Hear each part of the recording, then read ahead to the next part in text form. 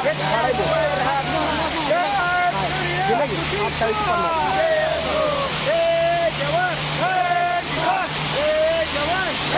आता सगळी कामगार संघटना आमच्याकडे आली. त्या बॉयलरचं इंजिनियर किंवा त्यांच्याबरोबर जी सगळीच ज्या कारखान्यात जेवढी कामगार आहेत ती ड्रायव्हर, ट्रॅक्टर मालक, ऊस उत्पादक शेतकरी, सगळीच शेतकऱ्याचा ऊस रानात लवकर गेला पाहिजे ही त्याची भावना आहे. कामगारा त्या वाहनवाल्याचं वाहन इथं अडकून पडलं तर टोळ्या निघून जाते त्याची अडचण आहे. कामगाराचं मत आहे आम्ही ही कारखाना वाचायसाठी कमी पगार घेतोय, पण ती बॉयलरचा घोटाळा आहे ती जर बंद पडलं तर पुण्यात चालू होत नाही. कारखान्याला बाय प्रोजेक्ट दुसरं नाही तर कोजन असेल, डिस्लरी असेल, ही प्रोजेक्ट नसल्यामुळं आम्हाला इतर कारखान्यांनी जिल्ह्यातल्या 3,000 रुपये पत्र दिलं आहे पण आणि खात्यावर बिल पण जमा केलं आहे कारखान्याने. मग ह्याच कारखान्याचा आम्ही 2850वर कसं काय मान्य केलं तर ह्यांच्याकडे बाय प्रोजेक्ट नाही एक, आणि राहिलेलं 150 रुपये ती देणार आहेत असं त्यांनी लेखी पत्र आता आम्हाला कालच लिहून ठेवलं, पण ती काल आम्हाला मान्य नव्हतं. आता आम्हाला मान्य नाही म्हणून तर आम्ही गावानीत रात्रभर काल दिवसभर आणि आत्तापर्यंत बसलो होतो.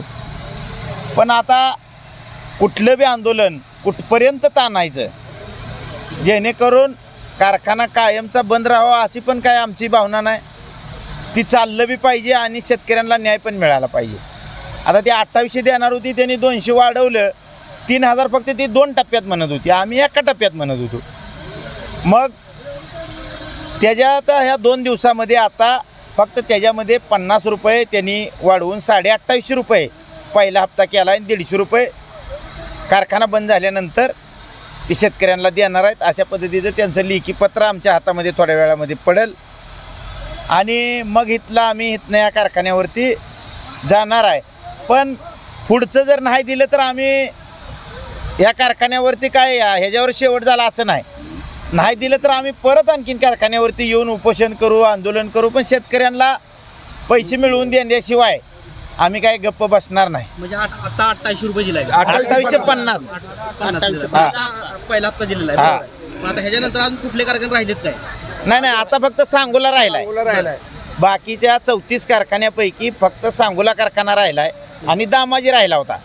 पण दामाजीच्या आणि तिथली परिस्थिती या 2 कारखान्याची अशी आहे की ह्यांच्याकडं बाय प्रोजेक्ट नसल्यामुळं ह्यांनी दर आतापर्यंत जाहीर केला नव्हता आणि केलेला दर जाहीर ही इतरापेक्षा कमी होता.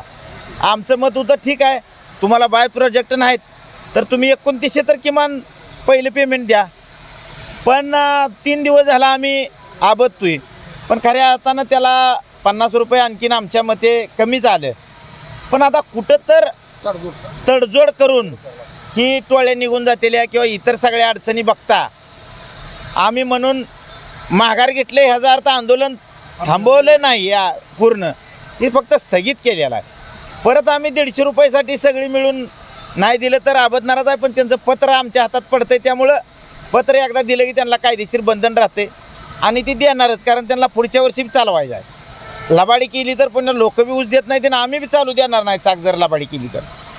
अशा पद्धतीची भूमिका आता इथं घेऊन कामगार संघटनेनं पण आम्हाला विनंती केली, कारखान्यातली अशी माहिती सगळी आम्हाला सांगितली आणि मग आम्ही त्यांच्या विनंतीला मान दिला. आणि कालपासून आम्ही चेअरमन साहेबांना सुद्धा विनंती करतो की तुम्हाला 3 लाख गाळप झालं तर किती वाढणार आहेत पैसे? फार तर 1 कोटभर रुपयाचा विषय होता, कारण तुम्हाला 94 कोटी रुपये तर कर्ज ऑलरेडी मिळालेलंच आहे.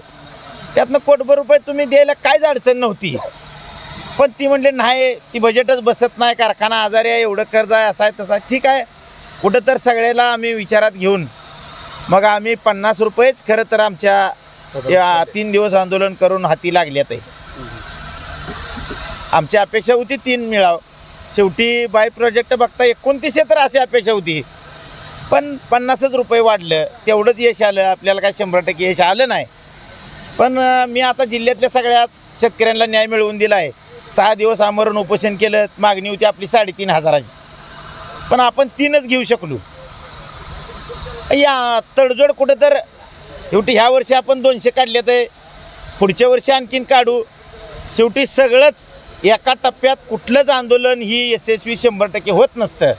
त्यामुळं आपण टप्प्याटप्प्यानं का होईना पण शेतकऱ्यांच्या पदरामध्ये फुल नाही फुलाची पाकळी टाकलेली आहे. इतर कारखान्याप्रमाणे आता तुम्ही बघितला प्रत्येक कारखान्यावरती तुम्ही आंदोलन केलं, मात्र या कारखान्यावरती आंदोलन करत असताना जे शेतकरी संघटनेचे कार्यकर्ते आहेत त्यांना कुठल्याही प्रकारची पाण्याची व्यवस्था असेल, जेवणाची व्यवस्था असेल, नाश्त्याची व्यवस्था असेल इतर कारखान्यापेक्षा चांगली केलेली आहे. त्याबद्दल तुमचं नाही ना, आम्ही स्वतःच्या भाकरी आणून खाल्ल्या.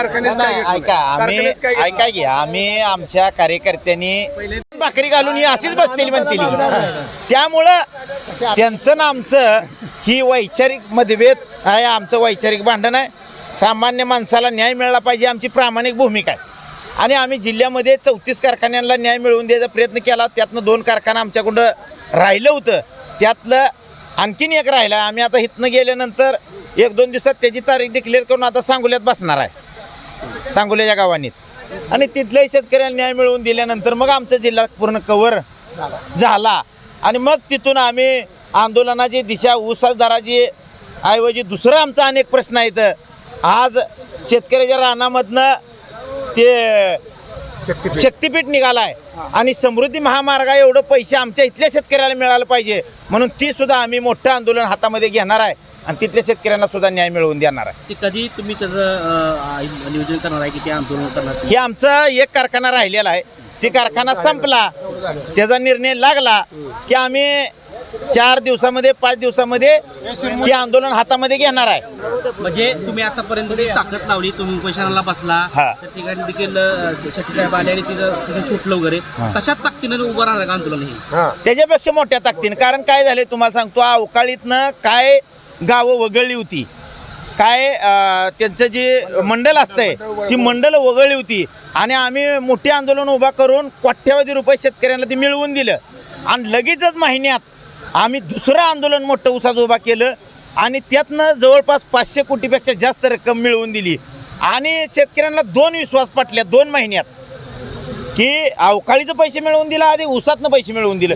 त्यामुळे शेतकऱ्यांना आता माहिती झाली की ह्यांच्या मागं उभा राहिल्यानंतर आपल्याला त्या समृद्धी महामार्गाच्या प्रमाणे शक्तिपीठला सुद्धा पैसे 100% ही माणसं मिळवून देणार. त्यामुळे ह्याच्यापेक्षा जास्त मोठं आंदोलन ती होणार आहे.